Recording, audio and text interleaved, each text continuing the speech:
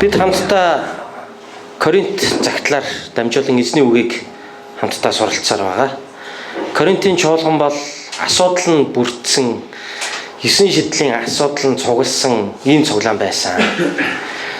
Коринтын цуглааны бас нэг асуудал нь юу байв гэхлээр тэд үргэл хийж Юудэд байгаа Христ итгэгч ахын дүүс нарыгаа санхүүгээр дэмжин санхүүгийн дэмжлэг үзүүлнэ гэж амласан боловч одоо болтол тэд энэхүү амлалтаа биелүүлээгүй явдал байсан. Тийм учраас Илч Паул Коринтчуудад бичсэн 2 дахь загталтаа энэхүү амлалтаа биелүүлэхийг тэдэнд дахин сануулсан ба. Тэр хэсгээс бид өнөөдөр хамтдаа уншиж байна. Тухайн үед 1-р зууны үед Палестин газар буюу Иерусалим, Юда, Самар, за мөн харь үндэсний нутгууд болох Аз, за мөн Ромын газар орон нутгуудад, мөн Грекийн газар орон нутгуудад эзний чуулганууд олноороо таригдаж, олноороо чуулганууд бий болсон байсан ийм цаг үе байлаа. Хэдийгээр Иерусалимийн чуулган хамгийн анх байгуулагдаж, үүсгэгдэж, энэ чуулганаас олон сайн мэдээ тараагч элч нар илгээгдэн тухайн үеийн Ромын эзэнт гүрэн даяар явж сайн мэдээ тунхаглаж олон чуулгануудыг байгуулсан хэдий ч Иерусалимийн чуулган өөрөө маш ядуу байсан. Тухайн үеийн Юудын ард түмний амьдрал маш ядуу байсан. Харин тэдний амьдралдаа Грек, Ром, Ахай, Македонийн амьдралуудыг харьцуулаад харах юм бол хажууд нь тэрхүү Ахай, Македон, Грек, Ромын амьдрал бол Юудэчүүдийн амьдралын хажууд бол харьцангуй өндөр, харьцангуй эдийн засгийн хувьд хүчтэй ийм нөхцөл байдал тухайн үед бол байсан. Тэгэхээр Грек, Ромын чуулганууд, Ахай, Македонийн чуулганууд харьцангуй хожуу байгуулагдсан ч гэсэн эдийн засгийн хувьд бол эргээд тэд анх байгуулагдсан чуулган болох Иерусалимийн чуулганыг тэд эргээд дэмжин тэтгэх санхүүгийн нөхцөл байдлын хувьд бол ийм нөхцөл байдалтай байсан. Харь үндэстнүүдийн дунд сайн мэдээ тарааж, үйлчилж, эзний чуулганыг байгуулж, эзний хүмүүсийг эзний үнэн дотор удирдан дагуулж байсан Илч Паулын хувьд харь үндэстнүүдийн чуулгануудыг Юудын чуулганууд руу хандив өгөөч гэсэн энэ ажилд тэднийг уриалсан байна. За энэхүү уриалганд Ахайн чуулганууд мөн Македонийн чуулганууд идэвхтэй оролцсон байна. Ахайн чуулган болох Коринтын чуулган энэ ажилд оролцсноо гэж амласан боловч бүтэн 1 жил өнгөрөхөд тэд энэхүү амлалтаа хараахан биелүүлээгүй байлаа. Тийм учраас Илч Паул 2 дугаар Коринт хэмээх энэхүү загталтаа жилийн өмнө тэдний амласан эхлүүлсэн тэр ажлаа одоо дуусгахыг тэдэнд ятхан сануулсан байгаагаар бидний өнөөдрийн уншиж байгаа хэсэг маань цаашаа өрнөж байгааг бид уншиж байна. Паул энэхүү Коринтын чуулганыг та бүхэн амласан тэрхүү өргөлөө хийгээрэй гэж дахин сануулж, дахин тэднийг уриалгахдаа Паул Македонийн чуулгануудыг жишээ аван Македонийн чуулгануудын үлгэр жишээн дээр Ахайн чуулган болох Коринтын чуулганыг ятгсан байна. Эхний 5 ишлэл бол ялангуяа Македонийн чуулганууд энэхүү өргөлийн ажилд, энэхүү хандивын ажилд, энэхүү санхүүгийн энэ амлалтандаа тэд хэрхэн хандж байгаа талаар Паул дурдж байна. 8 дугаар бүлгийн 1-5 дугаар ишлэгийг би та бүхэн дахин уншиж байна. Ах トゥ нараа гэдэг нь Коринтын чуулганы итгэгчдийг хэлж шүү дээ. Македонийн чуулгануудад гэж цааш нь үргэлжлэж байна. Македон гэдэг нь Ахай аймгийн хойд зүгт орших Македон аймгийг ярьж байгаа. Үүнд Филиппой, Тесалоникийн чуулганууд орж байгаа. Македонийн чуулгануудад өгсөн Бурхны нэгүслийг та нарт мэдүүлэхийг би хүсэж байна. Тэр чуулгануудад Бурхан ямар нэгүсэл өгсөнийг та нар мэдээсэй гэж би хүсэж байна гэж Паул хэлж байна. Цааш нь үргэлжлүүлээд зовлонгийн үлэмж хатуу сорилтод байхдаа тэд баяр хөөрийн бялхалд байж туйлын хоосролт нь тэдний өгөөмөр зангийн баялагт халигсан юм. Учир нь тэд хэр чадлаараа болон хэрээсээ ч илүү сайн дураараа өгснийг би гэрчилнэ. Ариун хүмүүсийн төлөөх үйлчлэлд оролцох эвэлийн талаар биднээс асар шургуугаар гуйж бидний найдаж байснаар бос. Харин тэд өөрсдөө эхлээд эзэнд дараа нь Бурхны хүслийн дагуу бидэнд өгсөн гэж хэлсэн байна. Тэгэхээр ариун хүмүүсийн хэрэгцээнд зориулсан өргөлийн ажилд Македонийн чуулганууд хэр их идэвхтэй оролцсон талаар Паул энэ хэсэг дээр Македонийн чуулганууд дээр жишээ аваад Коринтын чуулганыханд ярьж байна л да. Өөрөөр хэлбэл эндээс Коринтын чуулганых нэг юм бодоосоо гэж хүссэн ба. Эндээс Коринтын чуулганууд нэг жишээ аваасаа гэж хүссэн ба. Эндээс бид ч гэсэн бас яалаа. Гэхдээ бид чинь жилийн өмнө бас адилхан ингэж ярьчихад одоо хүртэл энэ ажлаа бид чи хийгээгүй байгаа юм байна шүү гэдэг дээр Македонийн чуулгануудын үлгэр жишээн дээрээс юм сураасаа гэж бодохдоо Паул Македонийн чуулганы жишээг ярьж байна. Македонийн чуулган ямар нөхцөл байдалтай байсан бэ? 2 дугаар ишлэл дээр тэд зовлонгийн үлэмж хатуу сорилтонд байхдаа баяр хөөрийн бялхлаар дүүрэн байсан тухай ярьж байгаа. Цааш нь үргэлжлүүлээд харах юм бол туйлын хоосрол нь тэдний өгөөмөр зангийн баялагт халигсан гэж хэлж байгаа. Тэгэхээр Македонийн чуулган бол тийм бололцоотойдоо өргөсөн чуулганууд бас байгаагүй. Тийм боломжтойдоо тэд нар ингээд айгүй бусдад юм жишээ болоод явж байгаа чуулган бол бас байгаагүй гэдгийг Паул энэ дээр онцолж байна. Македонийн чуулган бол зовлонгийн үлэмж хатуу сорилтон дотор байсан чуулган. Македонийн чуулганууд бол туйлын хоосрол дотор байсан чуулганууд. Гэтэ ийм зовлон дотор байгаа мөртлөө, ийм хоосрол дотор байгаа мөртлөө Македонийн чуулганууд маш баяр хөөртэй байж чадсан. Бас маш өгөөмрөөр өргөж чадсан гэдгийг Паул Коринтчуудад Македонийн чуулганы талаар ийхүү ярьж байна. Зовлонгийн үлэмж хатуу сорилтод байхдаа тэд баяр хөөрийн бялхалд байж гэж хэлж байгаа байхгүй. Тэгэхээр зовлон дотроо баяртай байхыг сурсан цуглаан байсан. Македончууд бол. Македончууд өшөө юуг сурсан байсан гэвэл хоосон мөртлөө өргөж чаддаг чуулган байсан ба. Тэгэхээр энэ жишээг нь Паул Коринтчуудад одоо жишээ болгон ярьж байна л да. Тэгээд цааш нь үргэлжлүүлээд 3 дугаар ишлэлээр учир нь тэд хэр чадлаараа болон хэрээсээ ч илүү сайн дураараа өгснийг би гэрчилнэ гэж хэлсэн ба. Тэгэхээр нөгөө Юдад байгаа ах トゥ нарынхаа төлөө Македонийн чуулганууд бүр хэр чадлаар өргөсөн. Бүр хэрээсээ ч илүү ихээр тэд нар өргөж чадсан байгаа гэж ингэж ярьж байна л да. Ингээд цааш нь үргэлжлүүлээд 4 дугаар ишлэлээр ариун хүмүүсийн төлөөх үйлчлэлд оролцох ивэлийн талаар биднээс асар шургуугаар гуйж гэж хэлж байгаа. Тэгэхээр тэр ариун хүмүүсийн төлөө өргөхд энэ өргөлийн ажилд Македонийн чуулганууд Паулаас бүр гуйсан байгаа хгүй. Бид нар оролцъё л доо. Бид нар өргөе л доо. Бид нар энэ ажилд чинь оролцъё л доо. Биднийг оролцуул л доо. Бид нар өргөе шүү. Бидний өргөлийг аваараа. Наад өргөлдөө бидний өргөлийг бас оролцуулаарай. Бидний өргөлийг оролцуулаад ариун хүмүүсийн төлөө та нар энэ өргөлийг явуулж өгөөрэй. Энэ бидний өргөлийг та нар заавал багтааж өгнө шүү гэж гуйсан ба. Тэгэхээр Македонийн чуулган ямар их өгөх зөрсдгэлтэй, ямар их өргөдөг чуулган байсан бэ гэдгийг бид нар эндээс харж болж байна, тийм ээ. Тэгээд цааш нь үргэлжлүүлээд 5 дугаар ишлэлээр бидний найдаж байснаар бос харин тэд өөрсдийгөө эхлээд эзэнт дараа нь Бурхны хүслийн дагуу бидэнд өгсөн юм а гэж ингэж хэлж байгаа.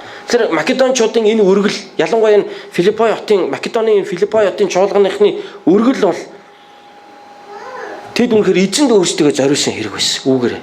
Тэд өөрсдөө Паул болон сайн мэдээний төлөө үйлчилж байгаа хүмүүст өөрсдөө зориулсан хэрэг явдал байлаа гэдгийг Паул энэхүү онцлон ярьж байгаа. Тэгэхээр Македонийн чуулганы жишээг Коринтчуудад одоо Паул танилцуулан ярьж байна, тийм ээ. Та эзэнд өргөж байгаа, эзэн чин сэтгэлээсээ үйлчилж байгаа хүмүүсийн жишээг та мэдэх үү? Тэдний жишээн дээрээс та суралцдаг уу? Зовлон дотроо баяр хөөртэй байгаа тэдний энэ итгэлийг харахтаа та урам авдаг уу? Танаас илүү ядуу мөртлөө танаас илүү өргөж байгаа тэр хүмүүсийн өргөлийг харахтаа та өдөөгддөг үү? Македончуудын энэ итгэлийг, Македончуудын энэ өгөөмөр зангийн өргөлөөр Паул Коринтчуудыг сэтэлжүүлэхийг хүсэж байгаа юм л да. Тэгэхээр бид ч гэсэн бас бусдынхаа итгэлийн амьдралаар сэтэлждэг. Бид бусдынхаа итгэлийн шийдвэрийг харахтаа, бид бусдынхаа итгэлийн зориултыг харахтаа, бид бусдынхаа итгэлийн өргөлийг харахтаа бид бас эзэн дотор сэтэлждэг. Бид урам авдаг, бид өдөөгдөж идэг. Би ч гэсэн ингэж үйлчлэе. Би ч гэсэн ингэж өргөе. Би ч гэсэн эзнийг ингэж магтъя. Би ч гэсэн эзнийг ингэж дагъя. Би ч гэсэн эзэнд ингэж дуулууртайгаар үйлчлэе. Надаар дамжуулаад бурхан бас ажиллаа хийгээсэ. Надаар дамжуулаад бурхан энэ чуулганыг босгоосоо. Надаар дамжуулаад бурхан өөрийнхөө хаанчлыг тэлээсэ. Үүнд намайг хэрэглээсэ. Яг тэрийг хэрэгэлсэн шиг. Яг доржийг хэрэгэлсэн шиг. Яг баяраг ашигласан шиг. Яг энэ хоёрыг бурхан ашиглаж байгаа шиг намайг бас хэрэглээсэ гэж. Яг л Паулын санаа бол Македончуудын өргөлөөр Коринтчуудыг сэтэлжүүлэх санаатай байсан. Македончуудын итгэлийн зориулалт, Македончуудын итгэлийн одоо зориулалтаар дамжуулан Коринтчуудад нэг зүйлийг бодогдуулахыг хүсэж исэн ба. Бид өнөөдөр Македончуудын итгэлээс суралцах боломжтой. Македончууд зовлонгийн үлэмж хатуу сорилтод байхдаа тэд баяр хөөрөөр бялгаж чадсан. Та зовлон дотор эзэн дотор баярлж хөөрч чаддаг уу? Таны амьдрал зовлон байхад та эзнээс болж баярлж чаддаг уу? таны амьдрал бэрхшээл байхад та эзэнд итгэсэн итгэлээсээ болж баярлан хөөрж баяр хөөрийн бялхалд та байж чаддаг. Македончууд бас өшөө тэд нар туйлын хоосрол дотроо өгөөмөр зангийн баялагт халигсан юм гэж хэлж байгаа юм. Энэ ямар гоё үгээр хэлвэ энэ. Өгөөмөр зангийн баялагт халигж байгаа байхгүй тэд нар. Гэхдээ тэд нар үнэхээр багтаж ядсандаа халигсан юм уу? Үгүй. Өөрсдөө хоосон хүмүүс байгаа шүү дээ. Тэгсэн мөртлөө тэд нар өгөөмөр зангаараа халигж чадчих. Яагаад? Эзнээс болж. Итгэлээрээ тэд үнийг хийж чадж байгаа гэж. Тийм ээ. Тэгэхээр бид Македончуудын өргөж байгаа энэ зөрслөөс бас өнөөдөр эзэнд өргөх өргөлтөө бас жишээ авах боломжтой юм. Македончуудын энэ өргөлөөс бид өнөөдөр өөрсдийнхөө эзэнд өргөж буй өргөл дээрээс өргөлтөө бид бас суралцах боломжтой юм. Бид байхгүй байна гэж ярьдаг уу? Эсвэл би байгаад өх болно гэж бид итгэлээр тунхагладаг уу? Өргөл бол бидэнд байгаагаас бус. Харин өргөл бол бидний зүрх сэтгэлээс, бидний итгэлийн хэмжээнээс болж өгөгддөг зүйл юм а гэдгийг бид нар эндээс өнөөдөр харж байна. Баян хүн илүү өргөдөг юм биш. Харин өгье гэсэн зүрх сэтгэлтэй хүн өгдөг юм байна гэдгийг бид өнөөдөр Библийн энэ хэсгээс бид нар тодорхой харж чадж байна. Ингээд цааш нь үргэлжлүүлээд Паул одоо Коринтчуудад хандан ярьж байна. 6 дугаар ишлээс би цааш нь уншия. Иймээс урдаас эхэлсэн шигээ энэхүү нэгүслийн ажлаа та нарын дотор дуусгахыг би Титээс гойсон юм а гэж хэлж байна. Урдаас эхэлсэн шигээ энэхүү нэгүслийн ажлаа гэдэг нь бусдын төлөө өргөх энэ ажлыг нь хэлж байна л та. Тэгэхээр бурхан биднийг нэгүсэн ивээсэн шиг бид бурханы ивэл нэгүслийг бусдад дамжуулна гэдэг чинь бас нэгүслийн ажил байна шүү дээ. Хэрвээ та хэн нэгэнд тусалж байгаа бол, хэрвээ та хэн нэгэнд эзний нэрээр өгж байгаа бол, хэрвээ та хэн нэг эзний нэрээр өрөөдөг, ивээдэг бол таны энэ ажил чинь нэгүслийн ажил юм. Яг бол Паул энэ ажлыг нэгүслийн ажил гэж нэрлэсэн. Нэгдүгээр ишлэл дээр буцаж очиод нэгдүгээр ишлэлийг харах юм бол ах дүү нараа Македонийн чуулгануудад өгсөн бурхны нэгүслийг та нарт мэдүүлэхийг бид хүсэж байна гэж хэлсэн. Македонийн чуулгануудад өгсөн бурхны нэгүсэл гэдгээр Паул юу хэлсэн бэ гэвэл Македонийн чуулганууд ингэж өөмөр өргөж байгаа гэдэг тэр нэгүслийг ярьсан. Одоо 6 дугаар ишлэл дээр Паул юу гэж ярьж байгаа гэхээр иймээс урдаас эхэлсэн. Өөрөөр хэлбэл уул нь өмнө эхэлсэн байгаа байхгүй юу? Коринтчууд энэ ажлыг эхлүүлчихсэн байгаа. Дааш тэд нар дуусгаагүй явж байгаа. Урдаас эхэлсэн шигээ энэхүү нэгүслийн ажлаа та нарын дотор дуусгахыг бид Титээс гойсон юм а гэж. Тэгэхээр Титэд энэ загтлыг өгөөд явуулахдаа Паул одоо Титээр дамжуулан ятгах жаана л да. Тит энэ 2 дугаар Коринт гэсэн энэ загтлыг Коринтчуудад авчиж өгөхдөө Тит Коринтчуудыг ятгах үүрэг авсан байна л да. Та нар эхлүүлсэн ажлаа дуусгаач. Нөгөө нэгүслийн ажлаа дуусгаач. Тэгэхээр энэ ажлыг Паул нэгүслийн ажил гэж нэрлсэн байна. Та өнөөдөр эзний төлөө өргөж байгаа нэгүслийн ажил хийж байгаа юм. Та хэн нэгнийг эзэн дотор босгон байгуулж, хэн нэгнийг эзэн дотор хэрэгцээтэй зүйлээр нь та хангаж, та эзэнд өгөөмрөөр өргөж байгаа нь бурхан танаар дамжуулан хийж буй бурханы нэгүслийн ажил юм. Энэ дэлхий дээр хийгдэж байгаа. Цааш нь үргэлжлүүлээд 7 дугаар эшлэл дээр харин та нар юм бүхэнд итгэл, үг, мэдлэг, аливаа оролдлого та нарыг гисэн хайранд маань бялхан байдгийн адил энэхүү нэгүслийн ажилд ч бялхан байгаараа гэд дахиад нэгүслийн ажил гэж 7 дугаар эшлэл дээр нь Паул үүнийг нэрлэж байна. Тэгэхээр Коринтчууд та нар итгэл бялхдаг, мэдлэгээр бялхдаг, аливаа оролдлогоороо бялхдаг. Та нарыг гисэн хайранд маань та нар бялхдаг. Тэгвэл одоо энэ нэгүслийн ажил та нар бас бялхаач гэж Паул Коринтчуудыг ятгаж байна. Паул ер нь Коринт чуулган бол бэлэг авьяасаар бэлгсэн чуулган байсан. Тэд номлол, үг, иш үзүүлэг, хэлээр ярих, эдгэх олон янзын гайхалтай зүйлсүүдэд Коринтын чуулган бол тийм бэлгсэн чуулган байсан маа. Тэгэхээр Паул одоо ятгаж байна л да. Та нар энэ бүхэнд бэлгдэг шигээ бусдад өгөхөд бас бэлгаач гэж. Тэднийг ятгаж байна л да. Би дахиад уншия. Та нар юм бүхэнд итгэл, үг, мэдлэг, аливаа оролдлого та нарыг гисэн хайранд маань бялхан байдгийн адил энэхүү нэгүслийн ажилд ч бялхан байгаараа гэж хэлж байна.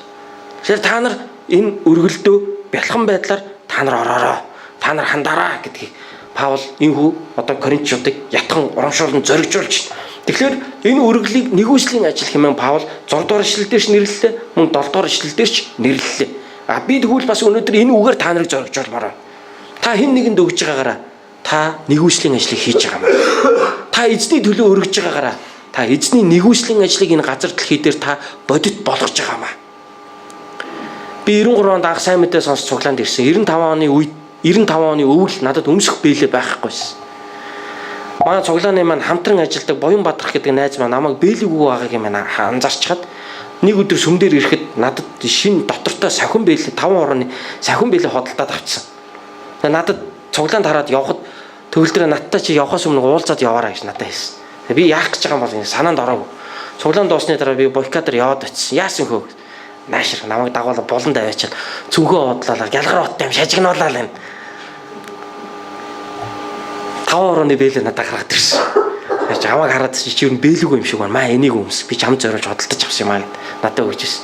Би тэндээс бурхны хайрыг маш их мэдэрч. Би бүр хажууд нь бүр уйлаг үлдээ. Би гарч явахдаа би гэрлүүгээ харих замдаа би уйлаад бурханд би талархаа явж ирсэн. Би тэндээс би юг мэдэрсэн бэ гэхээр бурхан миний хоёр гарыг минь хүртэл битгий дараасаа гэж хүсдэг юм байна гэж би мэдчихсэн. Тэр хүний хийсэн үйлдэл над бурханыг харуулсан байхгүй. Тэр хүний хийсэн үйлдэл намайг бурхан талархахад хүргэсэн байхгүй.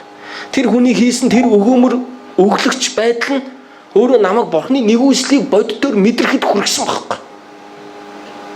Бидний өргөл бурханы нэгүслийн ажлыг энэ дэлхий дээр явуулж идэг. Бидний өргөл бидний өглөг өөрөө бурханы нэгүслийг бусдад мэдрүүлж идэг. Би тэндээс бурханы хайрыг мэдэрсэн.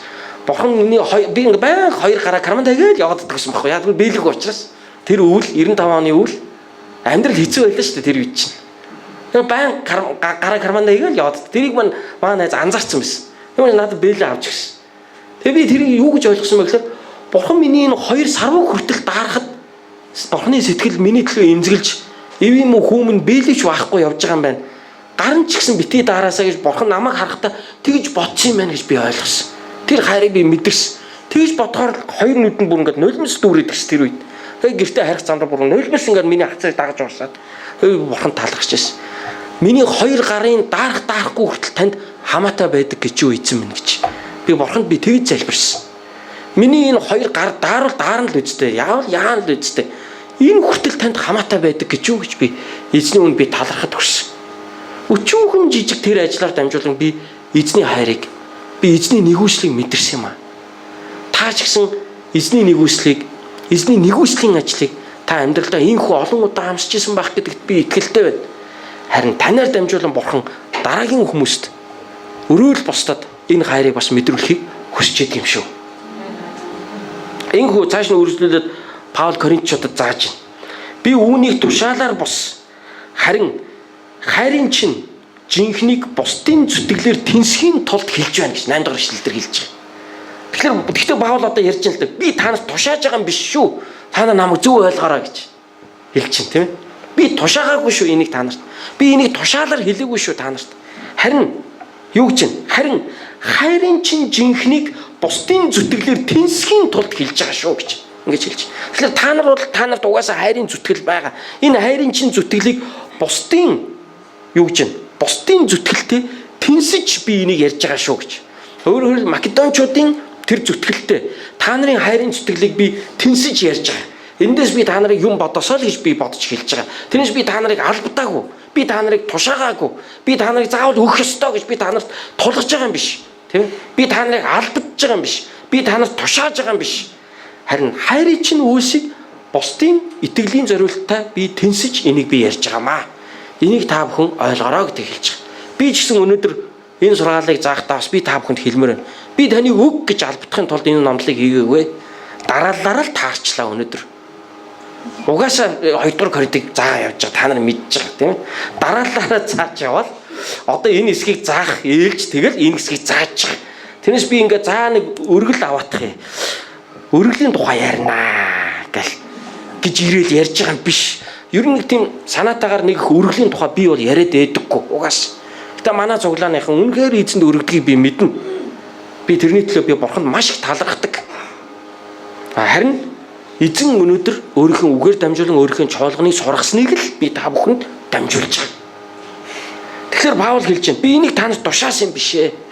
Би хайрын чинь жинхнийг бусдын зүтгэлээр би тэнсхийн тулд Бусад хүн ч гэсэн ингэж зүтгээд байгаа шүү гэдгийг та нарт бас сануулснаар та нарын хайрын жинхэнэ байдлыг чинь гаргуулахын тулд би энийг ярьж байгаамаа гэж Паул тайлбарлаж байна. Заримдаа ээж аавд бид нар эсвэл заримдаа бид нар найзуудаа хин нэгний итгэлийг бас ярьдаг үстэй. Тэр тэгсэн гин гэж хэлдэг үстэй. Тэгснээр нөгөө хүнээ бид өдөөх зорилгоор бид нар ингэж ярьдаг штэ. Тэр станараа байнга залбирдаг гин. Тэр станараа Библийг байнга уншдаг гин. Тэр үнэхээр итгэлээр шийдвэр гаргасан байлээ. Тэгээс эцэг ивээсэн байлээ. Гэж бид нар хоорондоо гэр бүл дотор өөрийнхөө их нэртэй ч юм уу нөхөртэй ч юм уу ингээ ярьдаг үстэй бид нар. Үүгээрээ бид яадаг нөгөө хүнийхээ бид нар зоригжуулж идэг. Нөгөө хүнийхээ бид нар өдөөж идэг. Ингээ цааш нь үргэлжлүүлээ 9 дугаар ишлэл дээр Паул. Учир нь баян байсан ч та нарын тусын тулд хоосорсон эзэн Есүс Христийн маань нэгүслийг мөн түүний хоосрлоор баян болсноо та нар мэдэх билээ гэж энэ дээр Паул тайлбарлаж байна. 9 дугаар ишлэл дээр. За одоо ярьж байна тийм ээ. Юуг тайлбарлаж байна? Одоо эзэн Есүс Христийн бидний төлөө зориулсан тэр зориултыг одоо энэ хэсэг дээр Илч Паул жишээ татан ярьж байна. Есүс Христ бидний төлөө баян байдлаас хоосорч энэ дэлхий дээр ядуу болж ирсэн. Есүс Христийн хоосрлоор өнөөдөр та бид хоёр Бурхны ивэлээр баяжаад амьдарч байгаа гэдгийг Паул энэ дээр тайлбарлаж байна. Христ Есүс хоосорсон учраас бид түүний хоосрол дээр дөрөөлж бид өнөөдөр баялагийг авах боломжтой болсон юм а гэдгийг Паул энэ дээр тайлбарлаж байна. Тийм ээ, Есүс Христ бол Бурхны хүү. Есүс Христ бол Тэнгэрийн деважин улсад залрагч. Есүс Христ бол Тэнгэрээс энэ агшин ертөнцийг захирагч. Тэр нь түүний гарт бүх баялаг байдаг. Бүх эрх мэдэл түүнд байдаг. Тэр юугаарч дутагддаггүй. Тэр өөрөө сэтгэл хангалуун байдаг Есүс Христ. Гэтэл энэ Есүс Христ өнөөдөр биднийг баян болгохын тулд Есүс Христ энэ дэлхий дээр өөрөө хоосны хоосон болж ирсэн. Есүс Христ Бурхантай энэ тэнцүү байх тэр зиндаага сайн дураараа орхисон. Есүс Христ тэр Тэнгэрийн амгалан амьдралыг, Тэнгэрийн тэр жаргалтай тансаг амьдралыг, тэр нэр хүндтэй, эрх мэдэлтэй амар жимээр амьдралаа Есүс Христ бидний төлөө орхисон. Тэгээд энэ дэлхий дээр тав тухгүй амьдралаар бидний төлөө амьдэрсэн. Энэ дэлхий дээр Есүс боолын дүрийг авч ирсэн. Есүс Христ энэ дэлхий дээр доромжлол гутамшгийг өөртөө авсан. Есүс Христ энэ дэлхий дээр игэл дорд одоо боргошуу амьдралаар Есүс Христ амьдэрсэн. Энэ юуны төлөө байсан юм бэ? Та биднийг баян болгохын төлөө байсан юм а гэдгийг Паул энэ дээр тайлбарлаж байгаа. Гэхдээ энэ баян байдал бол зөвхөн эд хөрөнгөний баян байдлын тухай яриаггүй. Бид өнөөдөр Христийн дотор бид баяжсан шүү дээ. Бид бүгдээрээ. Бид Бурхны уучлалыг хүртсэн. Бид Бурхны хөвгүүд охид болсон. Бид Тэнгэр дэх баялагийг бид нар өв залгамжлагчид болсон. Бид өнөөдөр эзнээс эдгэрэл нэгүслийг авдаг. Бид Бурхны халамж анхаарал, хайр инэрлийг бид өнөөдөр амьдралдаа хүртэж яваа. Үүгээрээ бид баян болсон. Яаков өөрийнхөө загталтаа Яаков гэсэн одоо номонд хэлсэн байдаг те баячуудаа та нар Христийн дотор эцсэн эцэст хов хоосон шүү гэдгээ санаж агараа гэж. Харин ядуучуудад хандан хэлэхдээ ядуусаа та нар эзэн дотор баян шүү гэдгээ битгий мартаараа гэж Яаков тайлбарлсан байдаг. Тэгвэл яг тийм ухагтхунаар одоо энд ярьж байгаа юм л та. Өөрөөр хэлбэл Христийн ядуурлаар бид өнөөдөр баян болсон хүмүүс байна. Тэгэхээр Паул Коринтынхныг нөгөө өглөгч байдалд тэднийг зоригжуулахдаа Христ та нарын төлөө ядуурсан тэрний үр дүнд та нар баяжсан штэ.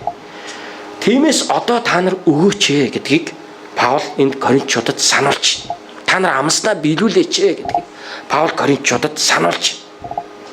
Есүс та нарын төлөө хоосорсныг санаач. Тэр хоосрлын улмаас та бид өнөөдөр баян болсон штэ. Юмтаа болсон штэ. Сайхан амьдрах болсон шүү дээ. Бурхны ивэл нэгүслийг хүртэх болсон шүү дээ. Тэгвэл одоо бид яагаад Христтэй адилхан бусдын төлөө өгч болохгүй гэж? Яагаад бид амснаа биелүүлж болохгүй гэж? Яагаад бид нар дандаа авах сэтгэлгээгээр амьдрах ёстой гэж? Бид өгөх сэтгэлгээтэй байх ёстой. Бид өгөх хүсэлтэй байх ёстой гэж.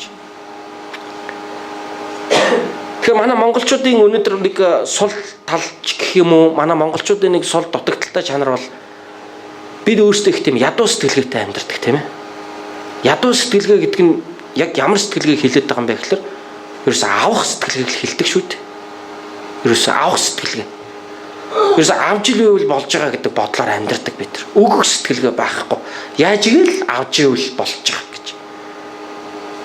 Энэ өнөөдөр монголчуудыг улам ядуу болгож байгаа. Энэ монголчуудыг бүтээлч бос болгож байгаа. Энэ монголчуудыг нөгөө бэлэнчлэх сэтгэлгээтэй. Сэтгэлгээнд нь ингээд байнга уйж идэг, хорж идэг. Тэгээ энэ байдлаасаа болоод ерөөсөө монголчууд аваад идэг, өгдөг. Тийм өгөх сэтгэлгээ байдаг. Хөдөлмөрч биш. Би бусдад ивэл болъё гэсэн сэтгэлгээгээр амьдрах биш. Харин хэн намайг ивэх бол гэж бодож амьдрдаг дандаа. Бурхан намайг ивэдгүй бахтаа гэж бодож амьдрдаг. Харин би яаж бусдад ивэл болох вэ гэж бодож амьдрахгүй. Бурхан намайг бусдын төлөө ашиглаасаа гэж бодож амьдрахгүй.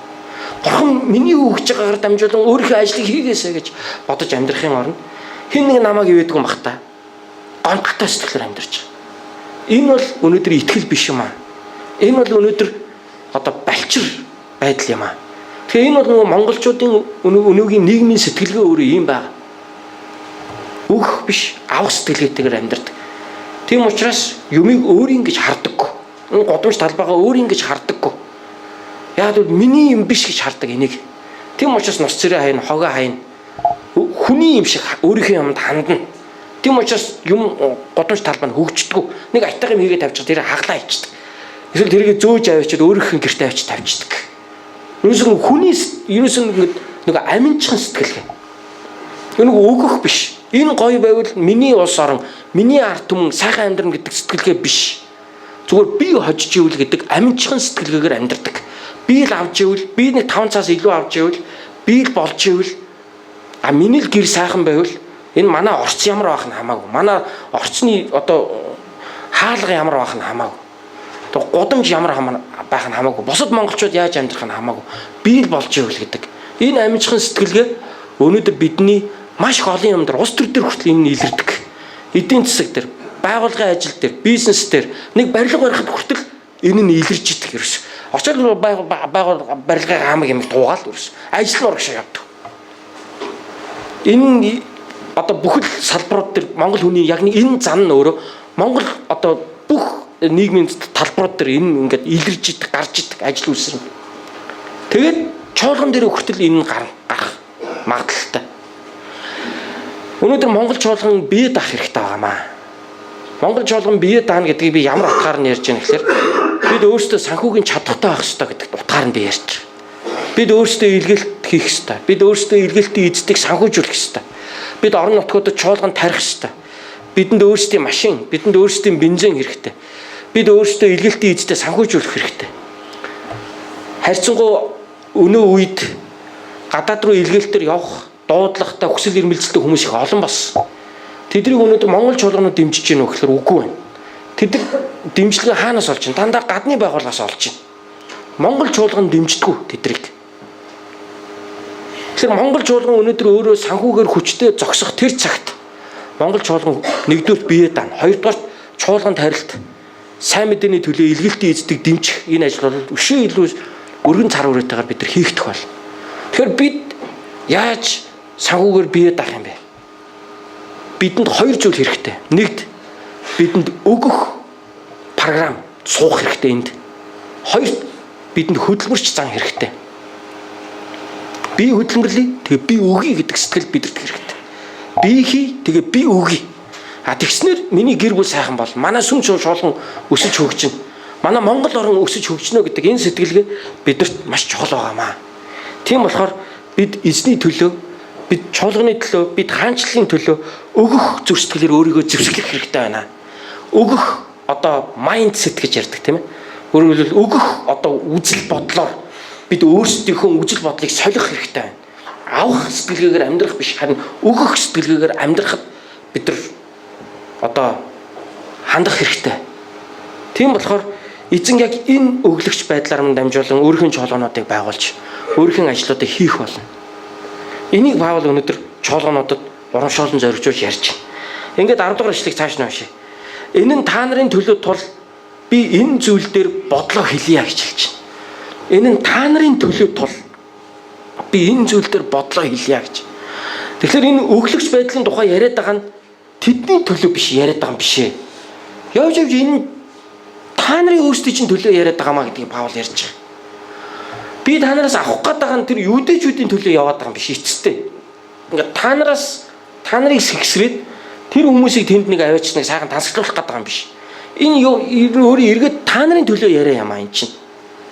Тэгэхээр өгнө гэдэг бол бид нэг сүнслэг үннийг мартахгүй санаж ах хэрэгтэй. Өгнө гэдэг бол бид яг үндэ өөрөө л бусдын төлөө хийж байгаа юм биш. Би өөрийнхөө төлөө хийж байгаа гэдэг.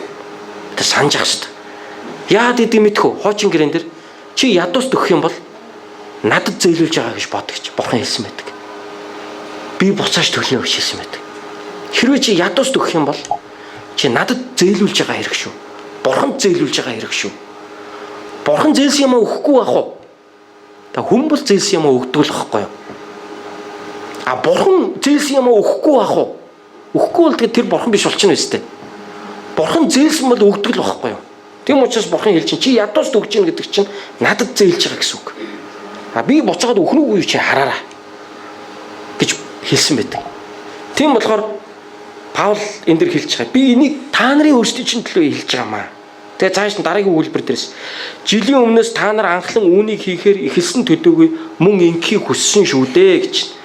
Жилийн өмнөөс гэж шүү тийм ээ. Жилийн өмнөөс Коринтчууд яасан? Анхлан өөрсдөө энийг хийя гэж шийдсэн. Өөрсдөө хүссэн. Гэтэл жил өнгөрсөн энийгээ дуусгаагүй байсан ба. Одоо Паул юу гэж байна? Одоо энэ ажлаа дуусгаач. Та нар өөрсдөө ихэлсэн биз дээ. Та нар өөрсдөө хүсээд энийг эхлүүлээ биз дээ. Тэгээд одоо энийгээ дуусгахгүй хайчих юм бол юу болж байгаа юм бэ гэж. Та ямар нэгэн зүйлийг эхлүүлсэн бол тэрнийгээ дуусгахын төлөө явдаг уу? Та ямар нэгэн зүйлийг ам өчиг хүнд хэлсэн бол хэлсэн үгээ та биелүүлдэг үү? Та өгнө гэж хэлсэн бол өгдөг үү? Эсвэл өгнө гэд хүний холхин дээр сайхан цэцэг ургуулж хайчаад алга болчдөг хүмүүс байдаг тийм ээ. Нэг сайхан юм яриад ингэж хаяад ингээд орхичдөг хүмүүс байдаг тийм ээ. Энэ бол буруу зам. Энэ бол Христ итгэж хүний ёс зүй биш. Энэ бол итгэлийн одоо амьдралаар амьдрдаг хүнээс гардаг үр жимс биш. Паул энэ дэр хэлж байгаа. Тийм учраас та нар жилийн өмнөөс өөрсдөө ингэж хүссэн. Та нар өөрсдөө энийг хийхээр эхэлсэн. Одоо энийгээ та нар дуусгаараа. 11 дэх эшлэл. Харин одоо хийж байгаагаа дуусгах гэж хэлж шүү дээ. Дуусгах. Одоо энийгээ дуусгах. Одоо энэ ажлыг гүйцээ. Ажил хийвэл дуустал, тийм ээ? Давс хийвэл уустал гэж манайхан ярьдаг шүү дээ. Үүнийг хүсэж эхэлсэн шигээ өөрт байгаагаараа одоо дуусгах. Одоо та нарт яг хэд байгаа юм? Та нар энийг жилийн хугацаанд яг хэдийг цуглуулсан. Одоо яг тэр байгаагаараа дуусгачих. Одоо энийг яг ингээд дуусгаад одоо ингээд өгчих. Наадах яг өгнө гэснийхээ дагуу ингээд өгчих гэж хэлж байгаа байхгүй юу? Тэгэхгүй ингээд за байж та дахиад нэг жоохон дутуу байгаад байгаа маа гэд инхээр нөгөөх нь сунжраад ингээд биелсэн чингүү яваад байгаа байхгүй юу? Тэгэхээр Паул хэлж байгаа. Яг одоо өөртөө та нар нэг жилийн хугацаанд хэдийн хэр өргөл хийсэн, хэдийн хэмжээнд цуглуулж чадсан. Яг одоо байгаагаараа яг дуусгаад одоо ингээ өг. Цааш нь үргэлжлүүл 12 дугаар шил. Хэрэг бэлэн байдалтай байвал байхгүй зүйлийн дагуу бус. Байгаа зүйлийнхаа дагуу энэ нь тааламжтай гэж хэлж байгаа. Тэгэхээр байхгүй юм аа өгөхгүй бити яваад ээ. Одоо нэг байгаа юмараа л одоо энэ ажлаа дуусгачих гэж хэлж байгаа байхгүй юу? Өөрөөр хэлбэл нэгэн та нар жилийн туршид цуглуулад тодорхой хоримтлал үүсгэсэн байвал одоо тэр байгаагаараа юмаа өгөөд ингээд энэ ажлаа дуусгах болгоо гэж хэлж байгаа. Тэрнээс ингээд байхгүй юмыг ингээд өгнө гэж бодоод ингээд одоо өгөхгүй л одоо ингээд тэгээ нөгөөх нь өгсөн ч юм байхгүй, тэгээд амлалтаа билүүсэн ч юм байхгүй, тэгээ нөгөөх нь сунжраад нэг дуустгүй, тэгээд уулзгараа санаж байгаа мэдж байгаа гэж яваад байдаг нэг хүн тийм ээ. Би өгнө гэж яваад байдаг. Тэгсэн мөртлөө өгдөггүй. Тэгэхээр одоо Паул хэлж штэ. Одоо байгаагаараа тий. Одоо яг хэд байгаа. Одоо яг тэрүүгээрээ юмаа дуусгаад өгөөд та нарын амлсан ажлаа хийх хэрэгтэй байна. Хэрэгжүүлэх хэрэгтэй байна гэдэг Паул тэдэнд зааж. За ингээд 13 дугаар эшлэл дээр бусдын хувьд хөнгөн болж та нарт зовлон болоосоо гэсэндээ бас харин тэгш байхын үүднээс ингэвэ гэж Паул ярьж байна. Тэгэхээр би одоо ингээд та нараас авах гээд байгаа нь та нарыг хүндрүүлээл. Та нараас аваад нөгөө нэгэнд нь өгөх гээд байгаагаараа ингээд нөгөө дүүлийг жаргаагаал. Тэгээд ингээд та нарыг энд ингээд гурейтуулаад ингээд хэцүү байдалд оруулаад ингэх гээд байгаа юм бол байхгүй штэ гэдгийг Паул одоо энэ төр тайлбарлаж байна л да. Өөрөөр хэлбэл ингээд байхгүй юм чинь та нараас аваад өрөнд оруулаад та нарыг амар юм хэцүү байдалд орон өгөөл те. Тэгэл тэр өгсөн юм чи аваад би юудэчүүдийн чуулганд аваачиж өгөөл. Нөгөөдүүл нөгөөх нь аваад баярлаа. Энд та ингээд хамаг байдгаа шахаад өгсөн ингээд айгүй хэцүү байдалтай болоод ингээд та нарыг ингээд нэг юм хүндрүүлээл. Тэгэл та нарын ингээд хүндэрж байгаа хэцүү байдлаар чинь нөгөө хүмүүс тэнд нэг жаргаал. Ийм юм бол байхгүй. Ийм байдлаар эзний ажлыг юусоо хийх гэдэг юм байхгүй шүү. Өөрөөр яг одоо байгаагаараа яг одоо өгч чадж байгаагаараа та нар юмаа хийчих. Байхгүй юм чи би та нараас нэхээгүй штэ гэж Паул хэлж байгаа. Тийм учраас та нарын хувьд одоо бусдын хувьд хөнгөн болоод та нарын хувьд зовлон болоосоо гэж хүсэхдээ би энэ өргөлийн тухай яриад байгаа юм бишээ гэдгийг Паул энэ хэсгээр зааж байгаа юм л да. Тэгэхээр Бурханы зүрх сэтгэлийг бид эндээс суралцж болно л та. Бид өөх ёстой мөн. Бурхан биднийг өгөөмөр байгаасаа гэж хүсдэг мөн. Амен мөн. Гэхдээ Бурхан таныг хүндрүүлэх санаа бас байхгүй шүү Бурханд. Таныг ингээл нэг цөлмөөл, таныг ингээл айгүй хэцүү болгоол. Энэ Бурханы хүсэл биш. Бурхан ингэн танаас авах санаа байхгүй угаасаа. Угаас ийм сэтгэл байгаад авчихгүй Бурхан. Хэрэггүй гэж хэлнэ Бурхан танд. Хэрэггүйгүй яагаад хэрэггүй гэж хэлнэ. Бурхан ч гэсэн бас заримдаа тэгдэж шүү дээ заримдаа. Бурхан ингээл нэг багалзуулж байгаа тулгаж байгаа л авчдаг бас Бурхан биш байхгүй юу? Үнэхээр танд хэцүү байгаа бол хэрэггүй. Та яг байгаагаараа та яг чадж байгаараа л хий. Тэр чинь л Бурхан тааламжтай. Тэрнээс ингээд нэг юм хэцүүгээр ингээд нэг өгнө гэдэг бол энэ Бурханы хүсэл биш. Энийг хэцүү байдалд оруулаад юмыг ингээд хэцүү болгоод амьдралыг хэцүү болгож жагаад авдаг Бурхан бол биш байхгүй ерөөс. Тийм учраас би пастрын хувьд өргөлийн сургаалыг тэр болгон би заадаггүй. Өргөлийн тухай би баг ярьдаггүй. Бүтэн сайн болгон өргөлийн тухай ярьдаг пасторууд байна штэ.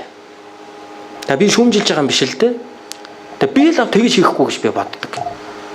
Бүтэн сайн болгон үг гээл те. Ерөөсөө байнга өргөл ярьцдаг цуглаанч бас байна. Гэхдээ яг үнэхээр тийм итгэлээр тэгээ хийгээд хүмүүс нь тийм итгэлээр тэгж хүлээж авч байгаа бол амен биз.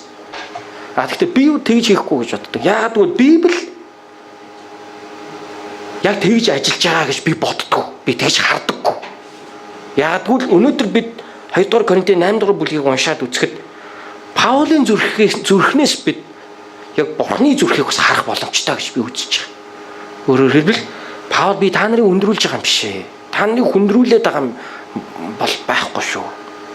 Тэг хүнд байдалд орон өргөл өргөх хэрэггүй. Харин яг өөрт байгаагаараа болж байгаагаараа өргөсөн дээрээ гэдгийг Паул өнөөдөр энд зааж. Тэгэхээр энэ бол Бурханы хүсэл гэж би итгэж байна. Энэ өнөөдөр Бурхан бас биднийг өргөлийн тал дээр ийм эрхчлөлтөй байгаасаа гэж энэ өргөл гэдэг юмыг ийм дарамт болгож Бурхан бас бидэрт өгөөгүйгийн нэг санаа энэ дээр явж байгаа гэж би бол харж байна. Өргөл гэдэг бол юм дарамт болгож хийдэг зүйл биш юм аа. Өргөл гэдэг бол яана одоо байхгүй шүү дээ одоо тэгээд өхөөс одоо гэсэн ийм сэтгэлээр энэ өргөл гэдэг юм чи хийдийн зүйл ерөөсөө биш юм байна. Энийг Бурхан биднэрт ийм дарамт болгож өгсөн зүйл ерөөсөө биш. Энийг харин баяртайгаар хийгээсэй гэж Бурхан бидэнд өгсөн сүнслэг тахил байхгүй юу. Тийм учраас Паул Коринтчуудад энийг маш нарийн ингэж зааж байгаа гэж би бодож байна. За ингээд 14 дэх эшлэл дээр өнөө цагт та нарын элбэг дэлбэг байдал тэдний хэрэгцээг хангаснаар тэдний элбэг дэлбэг байдал бас та нарыг хангах болно. Тэгэхээр тэгш байх болно. Энэ нь ихтэд нь илүү гарсангүй, багтад нь дутсангүй гэж бичигдсэнчлэн юмаа гэж хэлээд яг энэ хэсгийг Паул дуусгаж байна. Тэгэхээр Паул нэг сүнслэг зарчмыг энд хуваалцаж байгаа хгүй. Та нар нэг зүйлийг ойлгох хэрэгтэй Коринтчуудаа. Би юу бодоод энэ өргөлийн тухай та нарт өнөөдөр ингэж дахин сануулж ярьж байгаа юм бэ гэхэлэр өнөөдөр та нарт элбэг байгаа бол та нарын элбэг дэлбэг байгаагаар чинь нөгөө дутуу нэг нь чинь хангагдаад эзэн талархах хэвээр. Маргааш та нар дутагдaltaа явахын цагт тэр элбэг дэлбэг байгаа тэр найзууд чинь хожим та нарыг эргээгээд ивэх тэр цаг бас ирдэг юм аа. Юм чинь юм хоёр талтай байдаг юм аа гэдгийг. Тийм болохоор би та нарыг өнөөдөр ингээд байхгүй ах чинь та нараас заавал ингэж салгаж авах гээд байгаа юм биш. Өнөөдөр та нарын элбэг дэлбэг байгаагаар нөгөө найз чи өрөөгдөх ёстой. Хожим 10 жилийн дараа 5 жилийн дараа тэр найз чинь элбэг дэлбэг байгаагаар бид эргээд өрөөгдөд явах цаг ирнэ штэ. Амьдрал гэдэг чинь бас ийм одоо эргэх холбоотой явж штэ. Тийм ээ? Өнөөдөр авж байгаа гэдэг нь би дандаа аавна гэсэн үг биш. Нэгэн цагт би өөх өдөр ирнэ штэ. Өнөөдөр би өгж байгаа гэдэг нь дандаа би өгнө гэсэн утгатай биш штэ. Нэг өдөр би бас авах цаг ирнэ штэ. Тэр хүн намайг ивэх цаг ирнэ штэ. Тэгэхээр бид ингээ өгөхдөө ингэж бодож өгөх хэрэггүй. Энийг юм дандаа авч идэг юм гэж. Би л дандаа өгч идэг юм гэж бодох хэрэггүй. 10 жилийн дараа чиний амьдрал ямар байхыг, таны амьдрал ямар байхыг та яаж мэдэж байгаа? 10 жилийн дараа тэр хүн таныг ивэгээ явахыг хэн мэдэх юм? Тийм болохоор бид тэгж бардаж болохгүй. Би л өгч идэг юм дандаа. Энэ юм дандаа авч идэг юм гэл. Юмыг бид нар өнөөдөр хэмжиж болохгүй шүү дээ. Өнөөдөр ингэ тэр хүн авж байгаа учраас насаараа тэр хүн авах ёстой юм шиг авж байгаа юм шиг нь бид нар харах ёсгүй. 10 жилийн дараа тэр хүний бизнес амжилттай болоод тэр хүн сайн сайханд хүрэхийн цагт би эргээгээ тэр хүнээс гуугаад явахын цаг ирэх юм билүү. Тиймээс бид даруй байх ёстой. Тиймээс бид өнөөдөр хэн нэгнээс авж байгаа бол бид тэг залбирах ёстой. Бурхан минь надад өөхөдрийг өгөөч гэж. Би өнөөдөр бусдаар ивэгж байгаа шиг би бусдыг ивэгээд явах тэр өдрийг надад өгөөч. Тийм учраас миний бизнесийг ивэгээч, миний ажлыг ивэгээч, миний ашиг орлогыг ивэгээч. Би дандаа авч амьдрмааргүй. Би өгж амьдрмаар байна. Би боллоо гэсэн ийм сэтгэлтэй авж байгаа хүмүүс ийм сэтгэлтэй байх ёстой. Өгж байгаа хүмүүс нь бардамнаж болохгүй. Би л өгж ядгийн. Энийг ядарсан юм. Дандаа л би өгж ядгийн. Би одоо хит ч өгөвдөө. Гэхдээ та яаж мэдчихэв? Ингэж болохгүй шүү дээ. Өөрөөр хэлбэл ингэж байгаагаараа та Бурхны өмнө бардамнаж байна. Та ч явахтай бид ер нь танд хандж яриад байгаа ч юм байхгүй л те. Бид ер нь өөрсөндөө л яриад байгаа шүү дээ ер нь те. Эндээс л хамт суралцж байгаа юм л да бид нар хамтдаа. Тэгэхээр энийг бид нар санаж явах хэрэгтэй. Энийг бид нар бодож явах хэрэгтэй. Би танаас Солонгосын эртний Ижүүгийн хаан тусад босон нэг явдлыг ярьж байна. Солонгосын эртний Ижүүгийн хаан тусад Пансаг Пён гэдэг нэртэй нэгэн боол залуу байжээ. Тэр залуу маш хөдөлмөрч залуу. Маш ухаантай. Тэгээд өөрөө ингээд бичих үсэг сурч байгаа. Өөрөө ингээд оролдлогоороо бичих үсэг. Тэр үе чинь зөвхөн дээд зэндааны хүмүүс л эрдэм намтай бичих үсэгтэй байсан. Тэгээд боол Пансаг Пён ингээд бичих үсгийг ингээд өөрөө бие даагаад өдөржингээ эзэндээ үйлчлээд шөнийн цагаар ингээд бичих үсэг сурч ирсэн. Тэгээд энэ байдлыг эзэн хараад их тоосон байна. Боолоо их үнэлсэн байна. Энэ хөдөлмөрч боол. Ийм хүн хол явна гэж бодсон байна. Тэгсэн чинь тэр ноёны найз ноён нь төрсөн хүүгүү. Удам залгах хүүгүү. Ноён.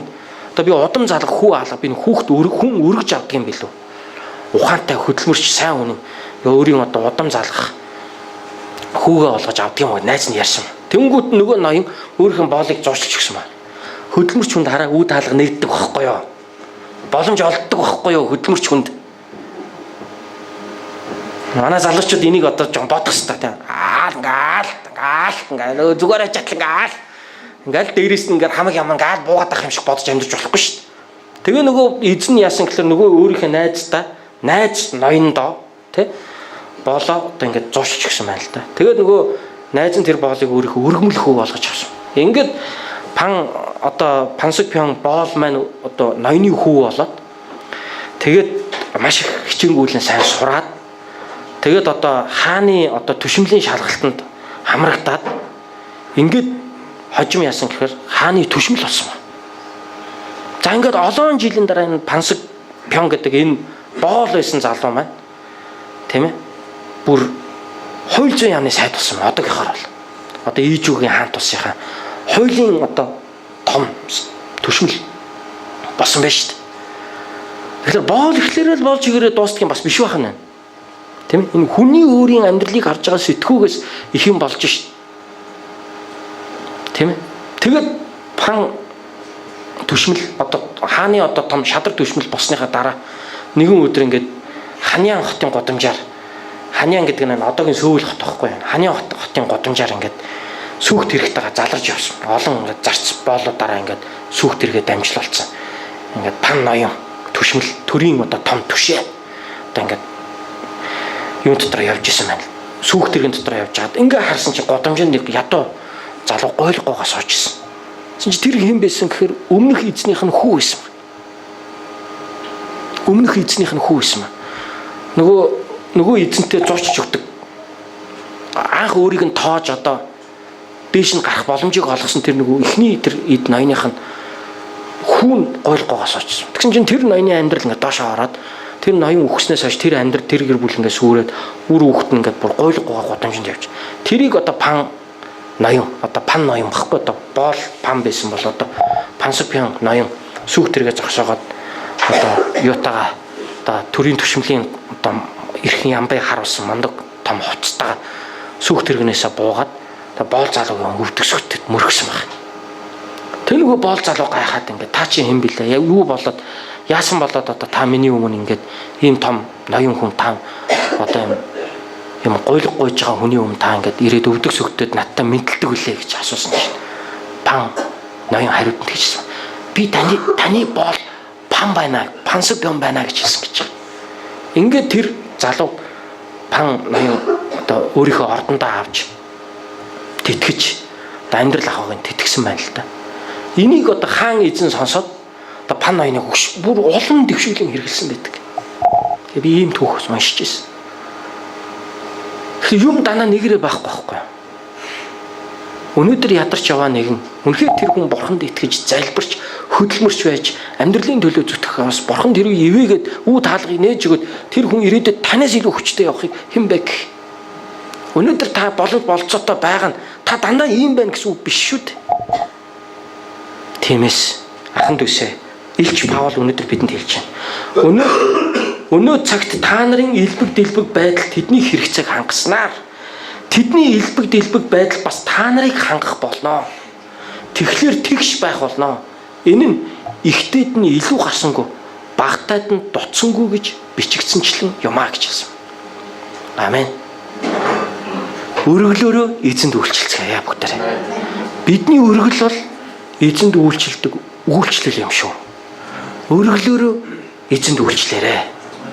Есүсийн нэрээр өрөөё. Хамт залбирцгаая эзэн.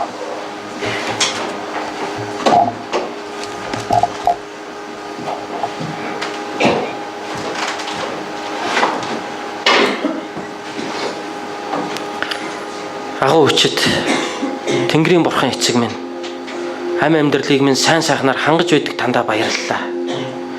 Таны хангасанчлан, таны бидэнд өгсөнчлэн бид өгж амьдрахад та биднийг нэгүүлсэн шиг таны нэгүслийн ажлыг хийж амьдрахад та бидэнд хайрыг мэдрүүлсэн шиг бид бусдад таны хайрыг мэдрүүлж амьдрахад та бидний төлөө хоосорсон шиг бид бусдын төлөө өөх зүрстгэлтэй байж амьдрахад минь биднийг та ивэгээч, биднийг та өрөөгөөч, бидний өргөлөөр дамжуулан энэ Монгол газар та хаанчлаа байгуулаач. Энэ үндэстэнд, энэ ард түмэнд, энэ газар нутаг дээр амьдарч байгаа хүн болгонд таны хайр инрэл хурж очих болтугай. Их эзэн минь биднийг та ивэгээч. Бидний өчүүхэн өргөл таны өмнө тааламжтай байх болтугай. Эзэн Есүс Христосийн нэрээр залбирanгуйлаа. Амен.